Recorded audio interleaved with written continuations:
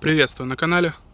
В этом видео хочу показать одно интересное растение, на котором у меня в одно время растет и перец, и томат. Перец острый. Вот его стебель справа. Слева растет томат. Вот его стебель. Вот чуть выше еще одна гроздочка.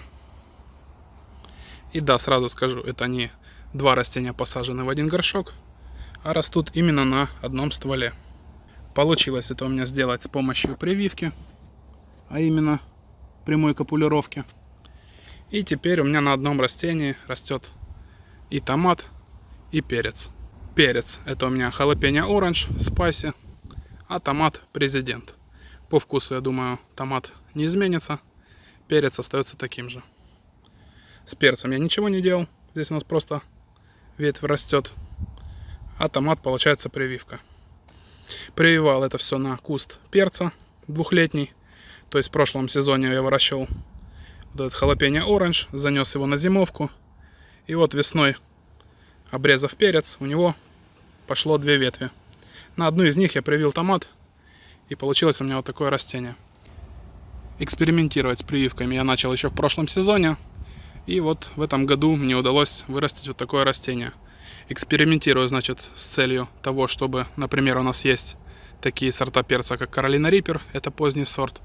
С помощью прививки можно его по вегетации перенести в средний или ранний средний.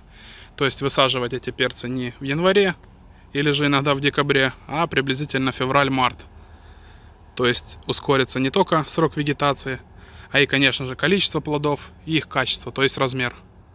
Понятно, что прививка томата корень перца не вытягивает, плюс это горшок, это не улица. Ну и томаты у нас размер, конечно же, уменьшенный. Перец растет плюс-минус, как в огороде. То есть в будущем сезоне буду показывать, что буду я выполнять с рассадой для того, чтобы усилить ее темп роста, а также силу. И в будущем видео на канале будет выходить. Придумайте название данному растению. Это у нас что-то типа 2 в 1. Томата перец, перца томат.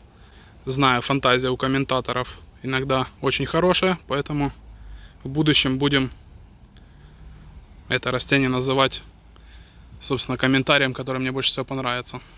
Так как у нас перец и томат — это семейство посленовых, их можно прививать друг на друга. Что, собственно, я и выполнил. Для того, чтобы удостовериться. То есть я могу подергать. Это не просто там томат, насаженный на перец, или именно видно, что прививка прижилась. Вот у него пытались корешки воздушным образом образовываться, но, конечно же, они отсыхали, потому что здесь влаги нету. Перец, здесь ничего не сделано, поэтому он растет сам по себе. В чем заключалась сложность вырастить и перец, и томат в одно время? То есть мы прививаем наш томат на перец, и приблизительно около 2 недель он у нас приживается. В это время перец, конечно же, развивается, и его нужно замедлять. Я это делал путем обламывания листьев, точку роста не трогал, просто обламывал листья. То есть он очень-очень медленно рос. За это время томат прижился, и далее он уже тронулся в рост.